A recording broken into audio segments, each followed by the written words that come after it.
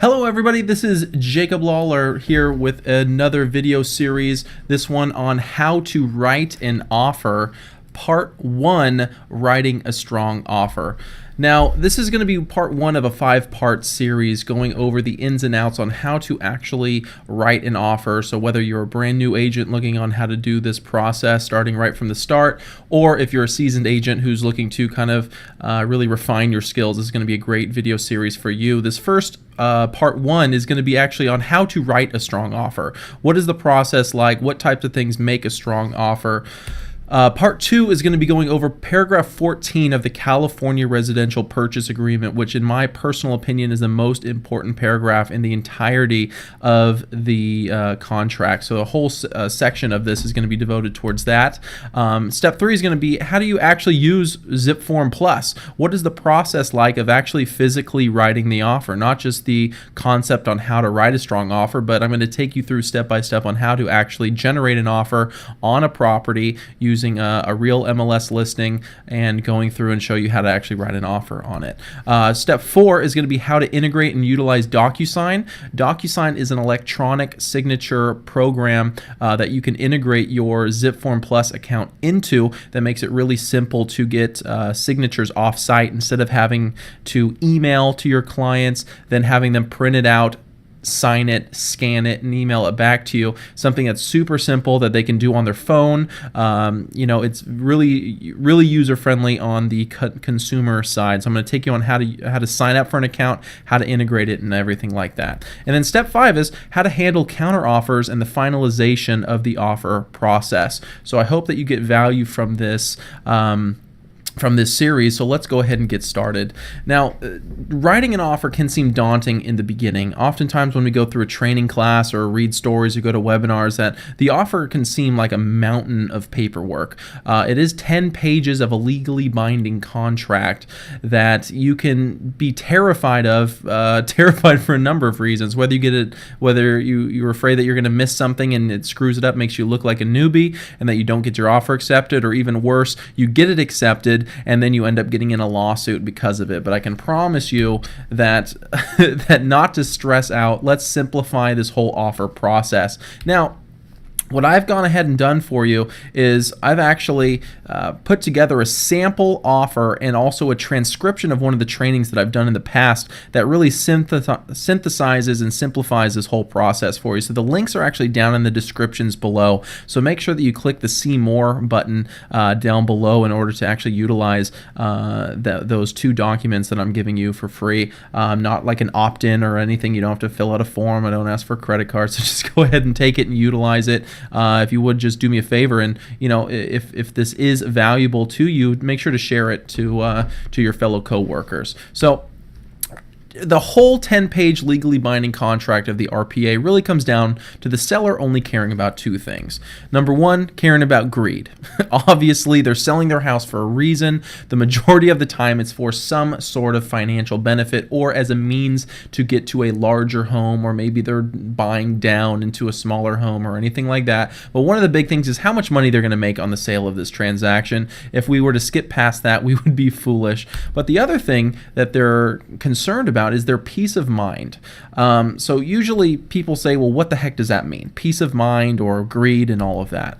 So let's put yourself in a scenario that if you were selling your house, let's say you got 2 offers of the exact same terms on your property. Let's just say that for $500,000. One of them was an all-cash deal. They basically showed you a briefcase full of cash and said, hey, here's the $500,000 that we want to pay for this house. Here you are. And the other one is 3.5% down financed. Which one would you choose? Now, most of the time, people are going to immediately go after the cash transaction because they say, you know what, it's cash, it's there, I have it in my hand, I know it's there. And usually we don't understand why that is. The first thing is that it's going to mainly play to your peace of mind. You are certain that that cash is there. You see it. Sometimes you don't actually see the briefcase of cash, but there's a printout of the bank statement that shows that they have the cash. You're not worried about the financing. Where FHA 3.5% down financed offers, you got a whole lot of things that can come up. How reliable is this lender? Are there going to be any issues in the appraisal? Are there going to be any issues about the condition of the home? Or maybe they change jobs in the middle. It's just a bit of uncertainty. So most of the time people will jump on the cash offer if all things being equal. Conversely, people will, in order to take that FHA 3.5% down financed offer, sometimes buyers agents or even buyers will say, well, hey, instead of offering $500,000, let's offer $510,000 or maybe $520,000. So a good theme to the contract is the more you concern the seller, the more you will pay for a house. Again, the more you concern a seller, the more you will pay for a house. So anyone can get an offer accepted just by purely being the highest offer price, just in the sense of that 3.5% down FHA offer going up to $520,000 in order to compete with the cash offer. But it takes a skilled professional to understand how to write the best offer while not being the highest. And that's really what we want to go over today, because it doesn't take a good agent to get an offer accepted by being the highest. Absolutely, it takes a skilled professional to write the best offer and get your clients the house without having them pay the most. And that's providing more value to the consumer, more value to our clients, which the more value you provide, inevitably the more people you help and the more money you make in this business, which I think is why we're all here in the first place. So how can you write the best offer without being the highest? And there's really a synthesized 4-step process in order to do it. So the 4 steps to getting the best offer: number 1, you have to gather information from the listing agent to really make an informed decision, to really tailor make that offer for your client and that seller. After you get that, you have to make sure that your client is a qualified buyer. That's one of the biggest concerns, is the qualification of the lender. Step 3, you have to know the secrets of the RPA, or know how to actually write a clean, strong offer, which is what we're going to go ahead with today. You have to also properly present the offer, because you can write a smoking offer, but if you don't present it well, it's not going to come across as strongly. So step 1 is gathering information from the listing agent. So the listing agent is really the gatekeeper or the doorman to the seller. They can really make the transaction easy, or they can make it difficult. So the key is getting in with the listing agent, knowing how to talk with them, knowing what really they go through being a listing agent. So one of the biggest things is knowing how to talk to a listing agent. So let's go over the info that you want to get from a listing agent. Number 1, you want to know the activity on the house, or maybe even the offer number. So if this is a brand new on the market listing, you want to give them a call and say, hey, what's the activity like on this? Is there, have there been 20 showings in the first day, or has the house been on the market for 6 months and you're the only one who's ever shown it? That's going to influence how you're going to write the offer, whether you have to be very aggressive with the offer or whether you can kind of play it a little bit safer on the offer. Also, the current offer prices, or sometimes you have to ask them in a range, because not every listing agent will divulge, specific information. But you want to know, hey, what range are the prices at right now, to give you a good educated range on how you are going to come in.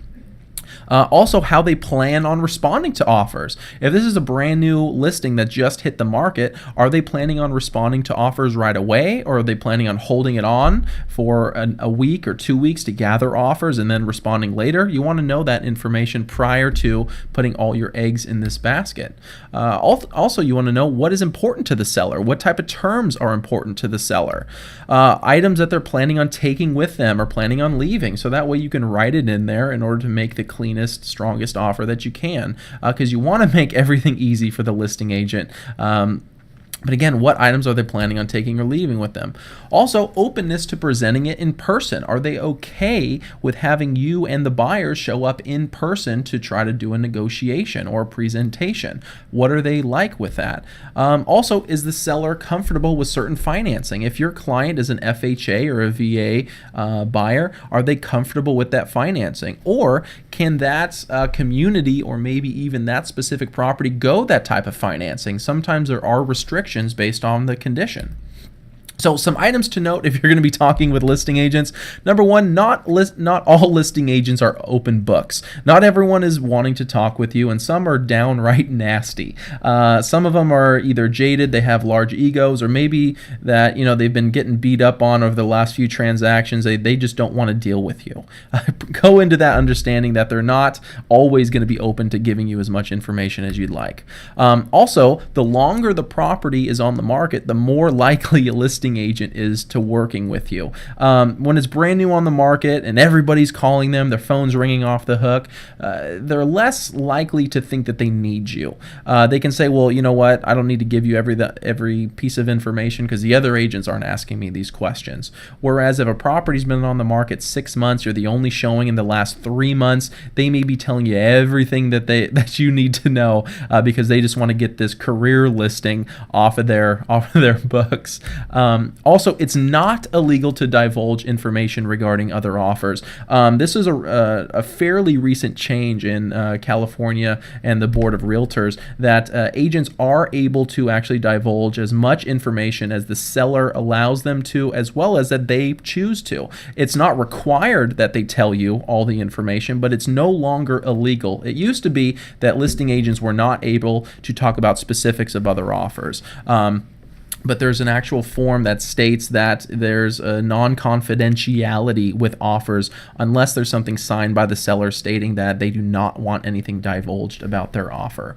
Also, do not interrogate the listing agent. And I said, don't bite the hand that feeds you, because again, remember, they are the gatekeeper. They are the doorman to the seller. Do not interrogate them. Again, it's not an obligation for them to tell you everything about the agents that have been writing offers, the other buyers who've been writing offers. Again, you catch more flies with honey than with vinegar. Remember that. Oh my goodness, remember that. So step 2, once you have that information, now let's talk about how we can put together an offer, which number 1, you want to make sure that you're qualifying your buyer. One of the biggest concerns that a seller has is the financing of the buyer, meaning do they have the money and can they get the money that you talk about in your offer? Even if a client has 20% down, let's say on a $500,000 transaction, they have $100,000 to put down, still $400,000 of that is going to be coming from a third party or a lender. So the biggest concern is, where is that money coming from? So you want to make sure that you know the different approval types, because they have and hold different weight for a transaction. And there's really 3 types of loan approvals. I just call them the 3 V's. Number 1 is the pre-qualification, or what's commonly known as the pre-qual, and that's a verbal type of approval where they basically have a few minutes of a phone conversation with the buyer, or they'll call him the borrower, and just say, hey, how much do you make, what are your debts, what's your credit like, and have a verbal conversation, and they'll write an actual pre-qual letter based upon that verbal conversation. Number 2 is the pre-approval. And this is a visual approval where they actually see the tax returns, they see the W-2s, they see their pay stubs, so it's an actual visual. It's a much higher level than pre-qual, but again, it's still just a visual based upon information that the buyer actually provides to the lender, which unfortunately, there have been cases of fraudulent paperwork given to lenders. So that's why step 3, the commitment to loan, or a DU or an LP, desktop underwriting or loan processor type of an approval, which is considered a verified approval. So this is where they've actually not only just looked at the tax returns that a buyer has given them, they've actually gone to the IRS and pulled the tax returns that were filed to the IRS to make sure that that matches the information that was provided by the buyer. So it's a much higher level, and if you get that commitment to loan letter or a DU approval or an LP, you are in a much higher negotiating position than if you were just to get a pre-approval or a pre-qual. Long story short, try to get as high of a pre-approval or a commitment to loan as you can on every one of your clients. Of course, that is in an ideal world that things don't always work that way, so do your best that you can actually do that.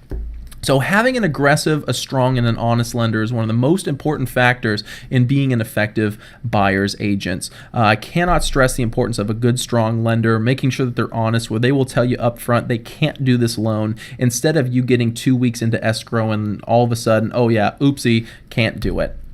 So once you have your qualified buyer, step 3 is you need to know the secrets of the RPA, or what really matters in a negotiation. I call these the secrets, but let's be honest here, it's not that secret. It's just more of knowing the strategies. So the secrets or the strategies of the RPA is, number 1, making a good, clean offer. By clean offer, I mean the least amount of mistakes that the listing agent has to counter out. Can't tell you how frustrating it is for a listing agent to go through and correct all the minor mistakes in an offer. So making sure that you understand which boxes to check, which service providers are for what. So again, that's why I included a sample RPA that, I personally recommend this exact strategy, this exact way of writing it on all of our transactions. Escrow time frames, okay? That's going to be set by how quickly can the lender get the money, aka funding, and also how long does the seller want. It's a common misconception that sellers want to close quickly. Oftentimes, if it's, let's just say it's an 85-year-old couple who's raised 6 kids in their home, and the rafters are filled with every single children's school project since they were born, and you tell them that you want them to be moved out in 7 days, that's going to concern them like all like all can be. So again, confirm with the lender how long do you need for this loan, and confirm with the sellers how long do you want, and try to find the middle ground between those two. That way you can really have a good, clean, strong offer for them. Also, initial deposit. It's commonly thought of that 1.5% to 3% of the purchase price is a good, strong initial deposit, but again, that's standard. Again, a standard amount will only give the seller a standard amount of peace of mind. The more money you put in up front, the stronger your offer appears, and the less concerned a seller is with your offer, because you have more skin in the game. So if you put anything less than 1.5% to 3%, that's going to concern the seller a whole heck of a lot. Whereas if you put more as the initial deposit, it's going to make your offer stand out. It's going to make your offer look a lot better. In many cases, when there are very strong competition for homes, I personally would recommend buyers putting in their entire down payment as the initial deposit, but we can go down that rabbit hole another time. Contingencies. Knowing what contingencies are necessary, know what contingencies are what I'll call a gray area or a loophole. But contingency timeframes, the big 3. Number 1, the inspection time period. Number 2, the appraisal. Number 3, the loan contingency. The least amount of contingencies you have, the better a seller likes it. But again, then that comes down to the peace of mind of the buyer and the strength of the financing and the knowledge of the market for the appraisal. Also, making sure you understand paragraph 14, that I regard this so highly that we're doing an entire unit on it next video, but that's regarding the time frames, removal of contingencies, and cancellation rights. Also, expiration of offer. By default in the contract, it's 3 days after the offer is signed. If you shorten that time period, that puts a little bit more pressure on the seller, but also it could, push them a little bit too far. So again, know what information that you have and what information you still need. And also, of course, supportive documentation. Include your pre-qual, your pre-approval, or your DU or LP, depending upon which one you have. Bring in your most recent pay stubs, most recent bank statements in order to supply and satisfy the seller with that. So step 4, your presentation of the offer. We have here a picture of Don Corleone for The Godfather. I'm going to make him an offer that he can't refuse, because again, the offer presentation is so important, because you can have the best written offer ever, but if it's not communicated to the seller properly, your offer can still get rejected. So in ranking order of effectiveness, offer presentation, number 1, in person. absolutely, if you can get an offer in person, that is the best way to do it, the best type of communication possible. If you can't, the next step down below that is a video chat with the listing agent and the seller, so that way people, they see your face. It puts a human aspect to just a name and number on the offer. If you can't do that, at least have a phone conversation, so that you can at least plead your client's case. And then number 4, by email. That's not the ideal, but again, it's getting down here in ranking, so that way you can communicate as much as possible. And the last one, the worst one, is fax. I mean, I think I could put a number 6 and say Morse code or something along those lines. But if you can get in person, awesome. If not, do a video chat. If you haven't ever used that, learn how to use video chat. It really puts a human impact on it. And if anything, a phone conversation. Anything below that, you're really missing the boat.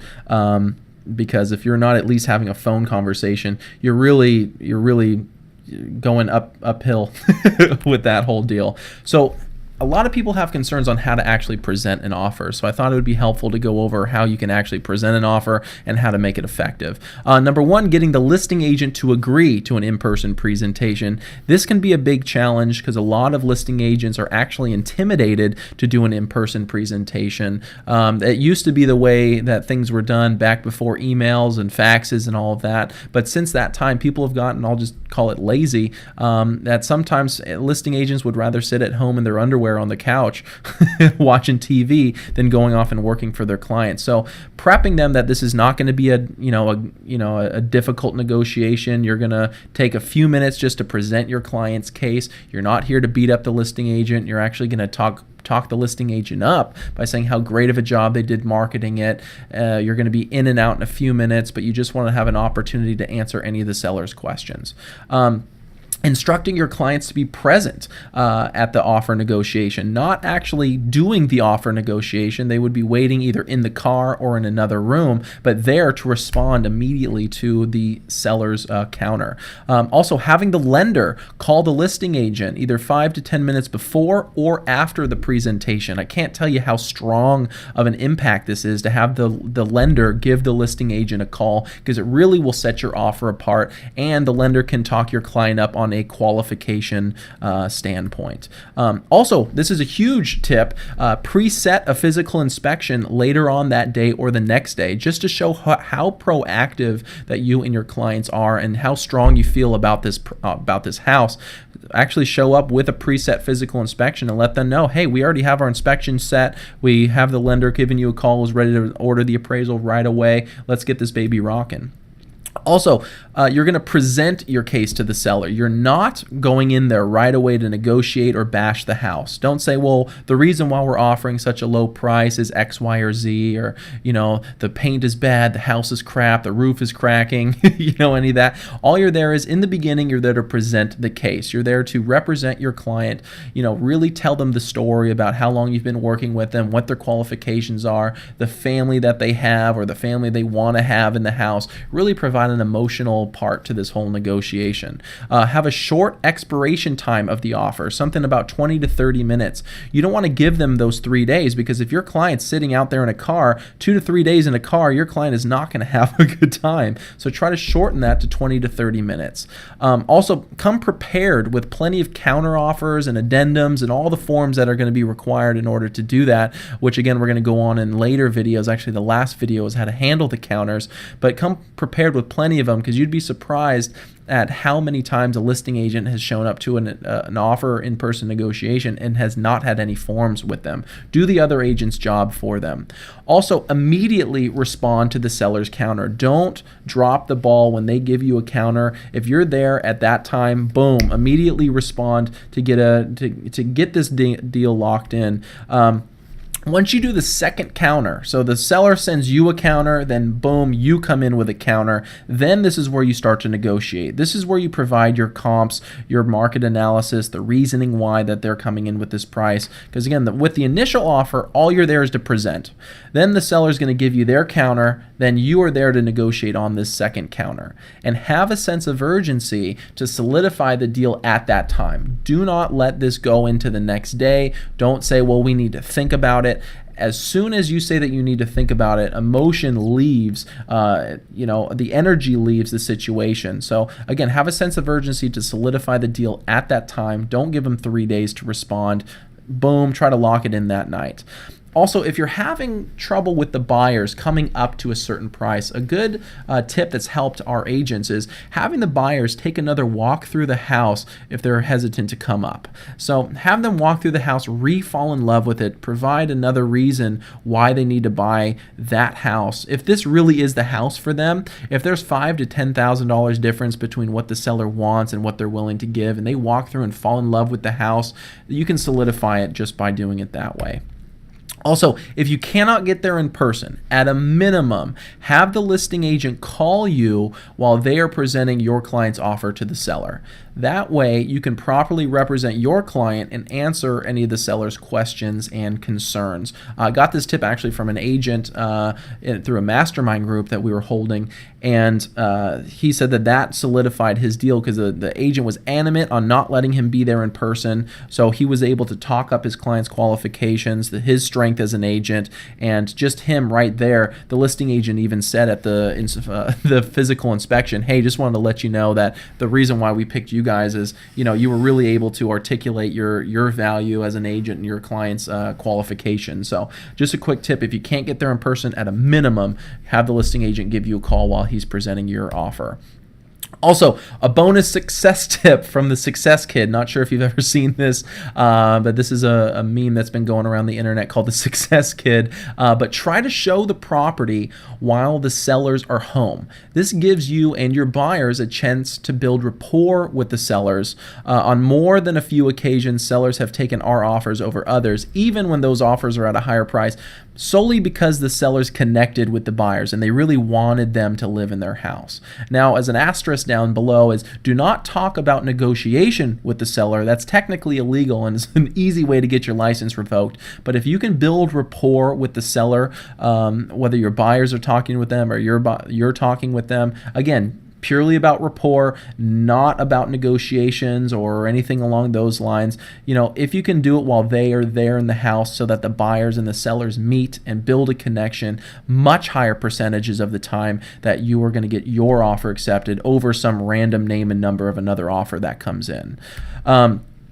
Of course, all of this presupposes that you have found your clients their dream home. If they don't absolutely love the house, they will find any reason not to do what it takes to get it. So again, sometimes buyers won't go through the commitment to loan or DU or LP process prior to putting in offers or even looking at houses.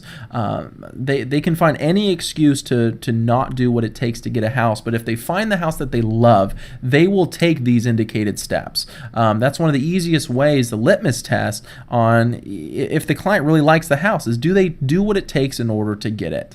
But I hope this first video was helpful. I know it was a long video. Thank you for sitting through it. I really hope that you got some great content in here. Again, make sure to click down below for access to those 2 free documents that I'm giving you as a sample offer that you can kind of base your offer off of, as well as a transcription of one of the trainings that I did that's really helped some agents out on getting their offers accepted. But I hope this video was valuable. If you're ready for part 2, click this button down below right here, or feel free, the buttons, the links are also down below in the descriptions on paragraph 14, the most important paragraph in the contract. But I hope this video was helpful. I hope you got value, and I'll see you on the next video.